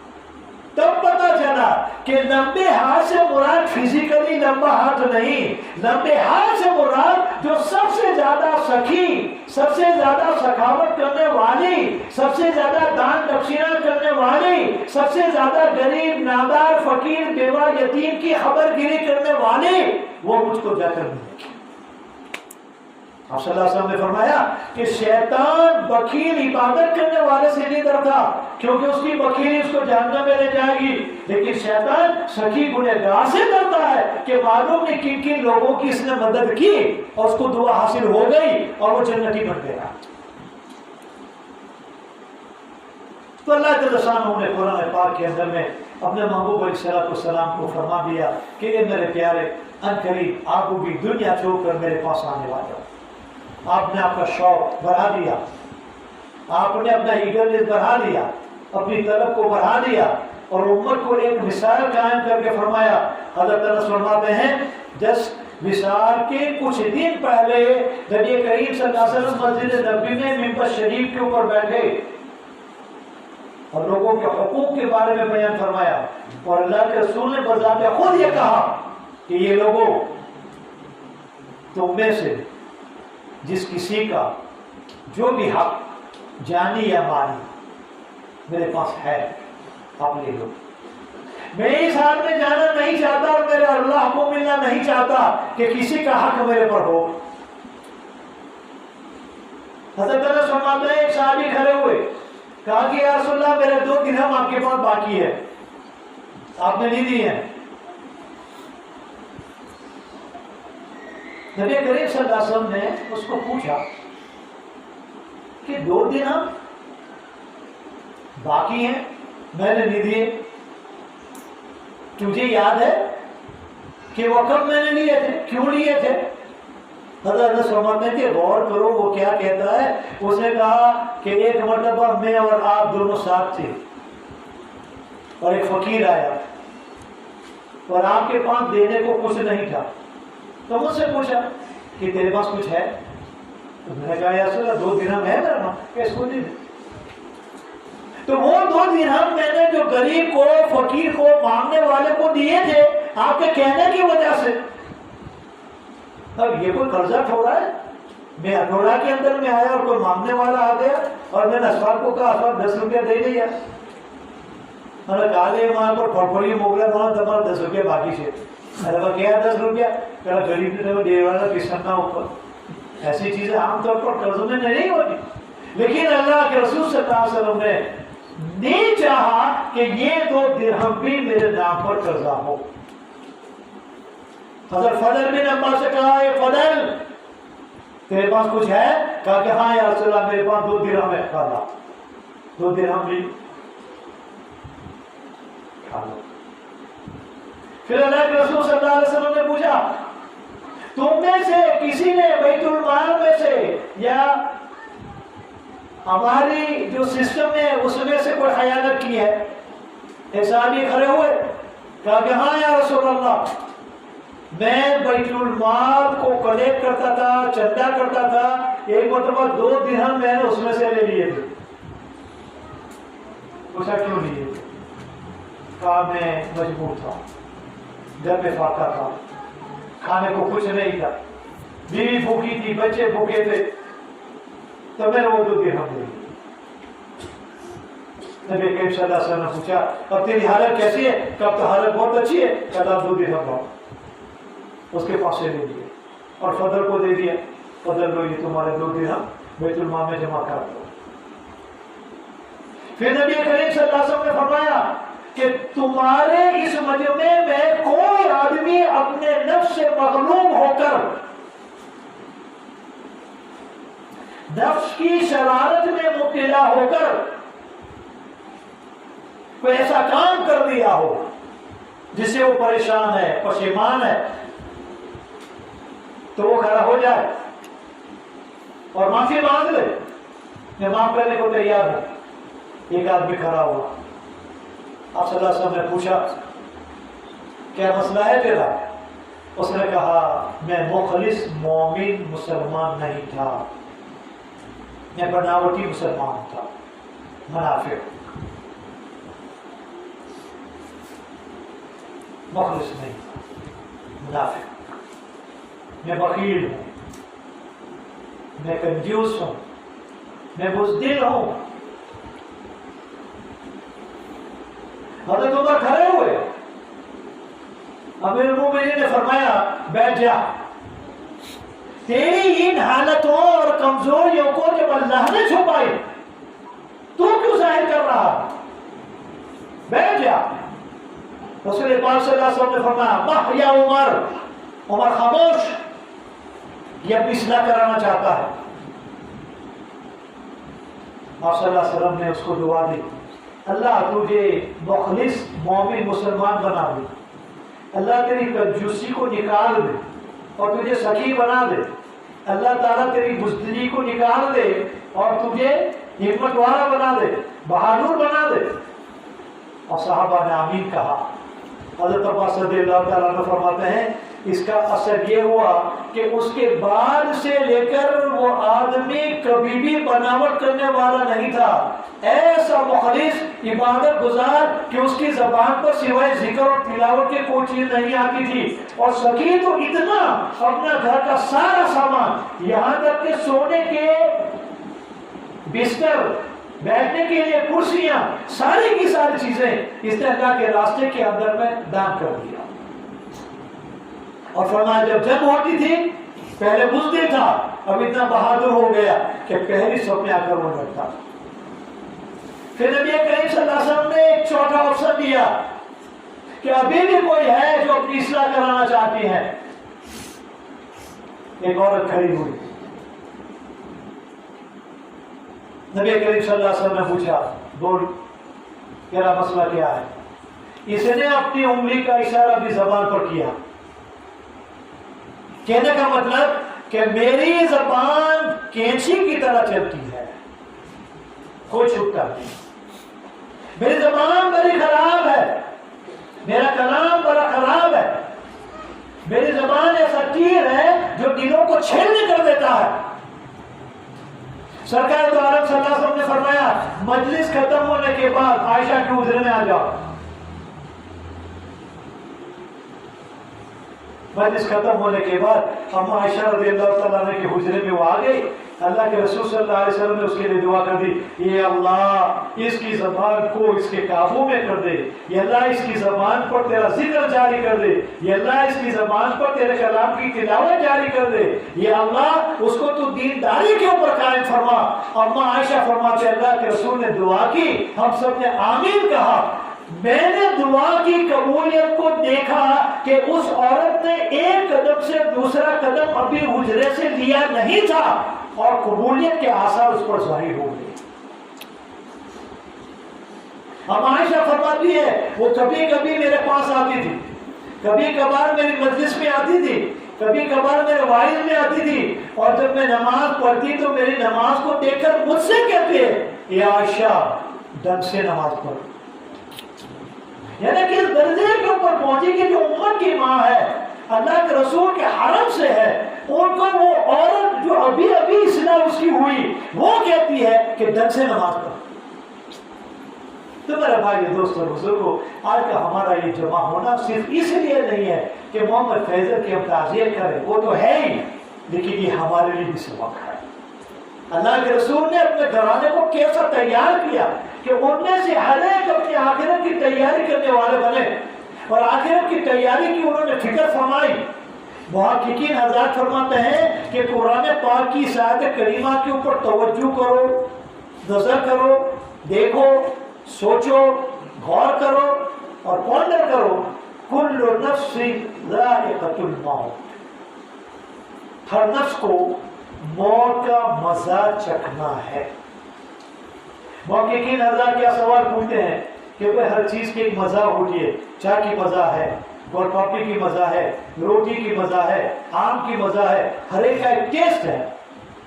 بریانی کا ٹیسٹ ہے، دال چاول کا ٹیسٹ ہے، گوشت پلاؤ کا ٹیسٹ ہے، ملٹی گوشت کا ٹیسٹ ہے. تو کیا موت بھی ایسی کوئی چیز ہے کہ جس کی مزہ ہے؟ موت کی مزہ کیا ہے؟ پھر آپ سے اگر کوئی سوال پوچھے کہ مولانا بریانی کا ٹیسٹ کیسا بتا دیں گے، اس کا ٹیسٹ کیسا آپ بتا دیں گے، شربت کا ٹیسٹ کیسا، لیمو پانی کا ٹیسٹ کیسا، دودھ کالنی کا ٹیسٹ کیسا، آئس کریم اور کلفی کا ٹیسٹ کیسا، آپ بتا دیں گے؟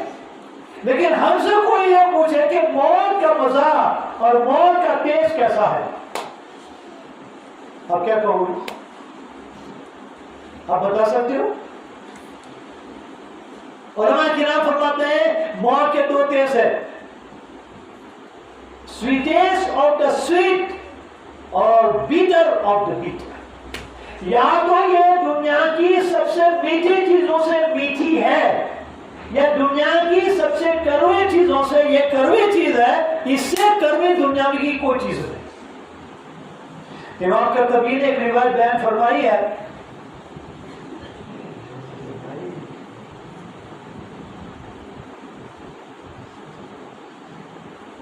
کہہ رہے ہیں 10-20 ہاں زیادہ وہ چلا جا رہا ہے اور ختم کر رہے ہیں، وہاں پر بھی پہنچ جائیں گے. دنیا میں جتنی بھی کڑوی سے کڑوی چیز ہے، ان تمام کڑوی چیزوں کو جمع کیا جائے اور موت کی کڑواہٹ کو جمع کیا جائے، خدا پاک کی قسم موت کی کڑواہٹ سب پر غالب آتی ہے. اتنی کڑوی ہے اور میٹھی ہے، اتنی میٹھی ہے کہ دنیا کی ساری مٹھاس کو جمع کیا جائے اور موت کی مٹھاس کو جمع کیا جائے، خدا پاک کی قسم موت کی مٹھاس کا مقابلہ نہیں ہو سکتا. تو قرآن نے کہا کل نفس ذائقۃ الموت، ہر انسان کو موت کی مزہ چکھنی ہے. دونوں ٹیسٹ کا انگریڈینٹ بتا دیا گیا، ایمان ہے، اعمال صالحہ ہے، تلاوت قرآن ہے، اللہ کا ذکر ہے، سخاوت ہے، دان و تقصیرہ ہے، اللہ کی عبادت ہے، رجوع اللہ ہے، توبہ استغفار ہے. یہ سارے انگریڈینٹ وہ انگریڈینٹ ہے، یہ سارے وہ مسالے ہیں، یہ ساری وہ چیز ہے جو ہماری موت کو میٹھی بناتی ہے. جھوٹ بولنا، اللہ اس کے رسول کی نافرمانی کرنا، دھوکہ بازی کرنا، کٹ و غارت کرنا، لوگوں کے ساتھ مستی مذاق کرنا اور لوگوں کی بے عزتی کرنا، بے شرمی بے حیائی کے کام کرنا، یہ وہ انگریڈینٹس ہے جس سے انسان کی موت کڑوی سے کڑوی بنتی ہے. اب یہ ہمارے اوپر ہے. انگریڈینٹس دونوں بتا دیے گئے، اس سے موت میٹھی ہوگی، اس سے موت کڑوی بن جائے گی. ہشام بن عبد الملک جو بہت بڑا بادشاہ گزرا، اس کی موت کا وقت جب آیا تو اس کو پوچھا گیا اپنے آپ کو کیسا پاتے ہو، تو وہ کہتا ہے کہ قرآن پاک میں اللہ تعالیٰ نے فرمایا وَلَقَدْ جِئْتُمُونَا فُرَادَىٰ كَمَا خَلَقْنَاكُمْ أَوَّلَ مَرَّةٍ وَتَرَكْتُمْ مَا خَوَّلْنَاكُمْ وَرَاءَ ظُهُورِكُمْ. میرے پاس باڈی گارڈ ہے، میرے پاس ملٹری ہے، میرے پاس پولیس ہے، میرے پاس چوکیدار ہے، میرے پاس سیکورٹی والے ہیں، میرے پاس سب کچھ ہے. یہ موت آ رہی ہے، اور میں اپنا کو تنہا محسوس کرتا ہوں، کوئی موت کو روک نہیں سکتا۔ تو صحیح بات یہ غلط، یہ سب پڑا کا پڑا، دھرا کا دھرا رہ جاتا ہے۔ ملٹری ایک طرف، پولیس ایک طرف، سی آر پی ایک طرف، سیکورٹی والے ایک طرف، جب موت آتی ہے تو کوئی اسے روک نہیں سکتا۔ وَلَقَدْ جِئْتُمُونَا فُرَادَىٰ، تم اکیلے آؤ گے جیسا اکیلا ماں کے پیٹ سے آئے تھے۔ وَتَرَكْتُمْ مَا خَوَّلْنَاكُمْ وَرَاءَ ظُهُورِكُمْ، اور جتنا بھی تم نے جمع کیا ہے وہ تمہارے پیچھے رہ جائے گا، کچھ ساتھ آنے والا نہیں۔ خلیفہ منصور کا جب انتقال کا وقت آیا، ابو حازم بہت بڑے اللہ کے ولی گزرے، وہاں پر موجود تھے۔ خلیفہ منصور نے کہا یا ابا حازم لماذا نحن نکرہ الموت، موت کی وحشت آتی ہے، موت کی بیک آتی ہے، موت کا ڈر آتا ہے، موت سے گھبراہٹ چھٹتی ہے، ایسا کیوں ہو رہا ہے؟ کیا کہا ابا حازم نے؟ یہ امیر المومنین تعمرتم دنیاکم فخربتم آخرتکم فتکرہون ان ترحلون من العمران الى الخراب۔ یہ بات سلامت، دنیا کو تم نے آباد کیا، اوپر والی زندگی کو برباد کیا، آخرت کو برباد کیا، تو آبادی سے نکل کر ویرانی میں جانے میں انسان کو وحشت ہوتی ہے۔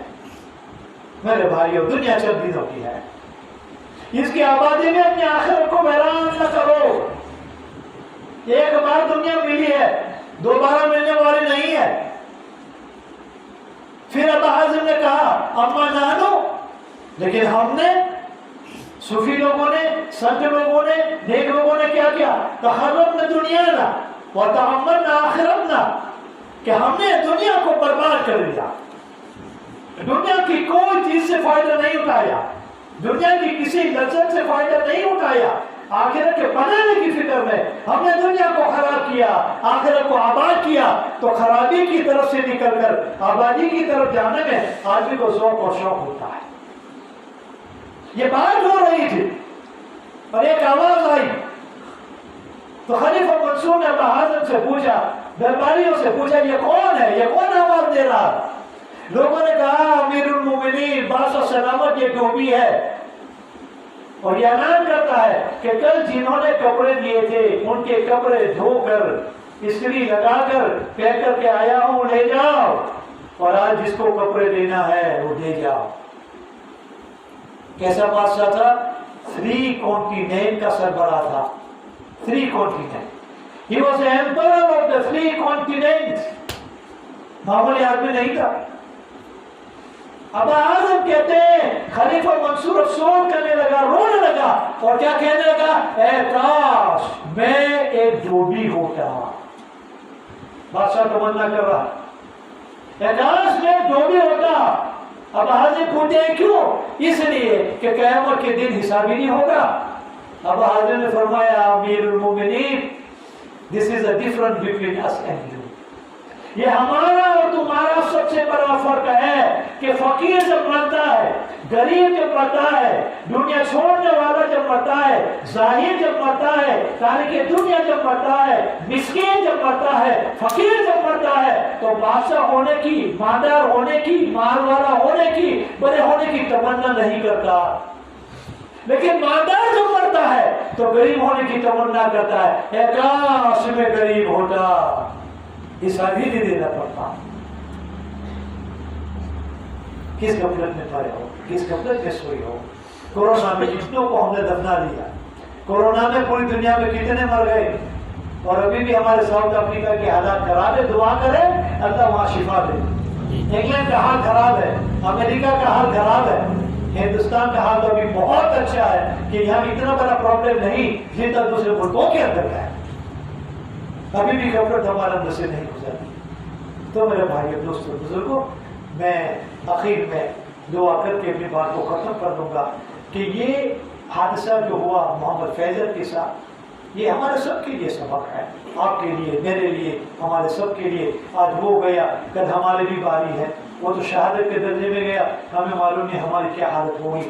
تو روزانہ 25 مرتبہ یہ دعا پڑھتا ہے، امام قرطبی نے اس کو بیان کیا ہے تذکرہ میں، اما عائشہ نے فرمایا یا رسول اللہ کون ہے جو شہادت کی موت مرے گا؟ حضور نے فرمایا جو 25 مرتبہ رات اور دن میں یہ دعا پڑھے اللہم بارک لی فی الموت وفیما بعد الموت، یا تو ایک ہی وقت میں 25 مرتبہ پڑھو یا ہر نماز کے بعد 5 مرتبہ پڑھو تو 25 مرتبہ ہو جائے گا۔ تو اس کا بھی ورد کرتے رہیں، جو دعائیں معصورہ بتائی گئی وہ اپنے اپنے وقت پر پڑھتے رہیں، جو صورتیں بتائی گئی فجر کے بعد سورہ یاسین پڑھنا ہے، ظہر کے بعد سورہ فتح پڑھنا ہے، مغرب کے بعد سورہ واقعہ پڑھنا ہے، اور سونے سے پہلے سورہ تبارک پڑھ کے سونا ہے۔ اس کی فضیلت یہ ہے کہ اللہ تعالیٰ عذاب قبر سے اس کی حفاظت فرماتا ہے اور یہ قبر میں اس کے لیے نور بن جاتی ہے۔ تو اللہ جل شانہ ہم سب کو قبول فرما لے اور پوری دنیا کے اندر میں اللہ تعالیٰ یہ کورونا کی جو مہاماری ہے اس امت کی حفاظت فرمائے، اور خاص طور پر آج ہم دعا کریں کہ محمد فیصل اس کی فیملی کے لیے کہ اللہ تعالیٰ ان کو صبر جمیل نصیب فرمائے۔ آخری حدیث بیان کر کے میں اپنی بات کو ختم کر دوں گا۔ ام سلمہ رضی اللہ تعالیٰ عنہ فرماتی ہیں کہ نبی کریم صلی اللہ علیہ وسلم نے فرمایا کہ جب تمہاری کوئی قیمتی چیز گم ہو جائے، نقصان ہو جائے یا کوئی مر جائے تو یہ دعا پڑھ لو اللہم اجرنی فی مصیبتی واخلف لی خیرا منہا، یا اللہ اس مصیبت میں مجھے اجر اور ثواب دے اور میرا جو گیا ہے اس سے بہتر تو مجھے دے ریپلیسمنٹ۔ تو اللہ کا وعدہ ہے جو گیا ہے اس سے بہتر ملے گا۔ ام سلمہ فرماتے ہیں جب میرے شوہر کا انتقال ہوا ابو سلمہ کا تو میں کنفیوز ہو گئی میں اس کو پڑھوں یا نہ پڑھوں، اور اگر میں پڑھوں گی تو مجھے کون ملے گا؟ کیونکہ ابو سلمہ پہلے صحابی ہے جنہوں نے ملک حبشہ کا ہجرت کی، جس نے مدینہ کی پہلی ہجرت کی، اور خود حضور صلی اللہ علیہ وسلم نے فرمایا کہ ہجرت کرنے والوں میں سب سے بہتر ابو سلمہ اس کی فیملی ہے۔ تو فرمایا کہ ابو سلمہ سے بہتر مجھے کون ملے گا؟ لیکن میں نے اپنے آپ میں کہا یہ ام سلمہ تیری سمجھ میں آئے یا نہ آئے، تیرے دماغ میں آئے یا نہ آئے، میرے نبی نے کہا وہ 100% حق ہے۔ میں نے دعا پڑھ لی اللہم اجرنی فی مصیبتی واخلف لی خیرا منہا۔ میں عدت میں بیٹھ گئی، جب میری عدت ختم ہو گئی تو پھر میرا پروپوزل آیا، ایک بڑی جی آئی، ایک عورت آئی اور آیت نے آ کر کہا ام سلمہ میں تمہارا پروپوزل منگنی لے کر آئی ہوں۔ ام سلمہ نے کہا کہ نہیں مجھے تو شادی نہیں کرنی ہے۔ تو میں نے کہا تجھے معلوم ہے سلمہ تجھ سے کون شادی کرنا چاہتا ہے؟ کس نے منگنی بھیجی ہے؟ کس کا پروپوزل لے کر آئی ہے؟ کہا مجھے نہیں معلوم۔ کہا اللہ کے رسول خود تیرے ساتھ شادی کرنا چاہتے ہیں۔ میرے غصے کی انتہا نہ رہی کہ اللہ میں سوچ دی کہ ابو سلمہ سے بہتر کون ملے گا؟ یا اللہ تو نے سارے نبیوں کا سردار مجھے ملا، یا اللہ تیرا محبوب تو نے دیا، اور میں قیامت تک آنے والی امت کی میں ایک ماں بن گئی، اور کل میدان محشر کے اندر میں اور مہان کے ساتھ جو اللہ کے رسول جنت میں داخل ہوں گے تو حضور کے ہاتھ میں ہاتھ ڈال کر میں ہاتھ ڈال کر جنت کے اندر میں جاؤں گا۔ تو یہ دعا بھی پڑھ لینی ہے اللہم اجرنی فی مصیبتی واخلف لی خیرا منہا۔ اللہ تعالیٰ ہم کو مرنے سے پہلے مرنے کی تیاری کرنے والے بنائے۔ اللہ تعالیٰ ہمارے گناہ کو معاف فرمائے۔ اللہ تعالیٰ ہمارے پورے ہندوستان کے لیے خیر کا، بہتری کا اور نصرت کا فیصلہ فرمائے۔ جو بھی پریشانیاں ہیں دور کر دے، خیر و برکات اور نصرت کی بارش سے اللہ تعالیٰ برسائے، اور جتنے بھی بیمار ہیں اللہ تعالیٰ سب کو شفا نصیب فرمائے، اور جو جا چکے ہیں اللہ تعالیٰ کی قبروں کو نور سے منور فرمائے۔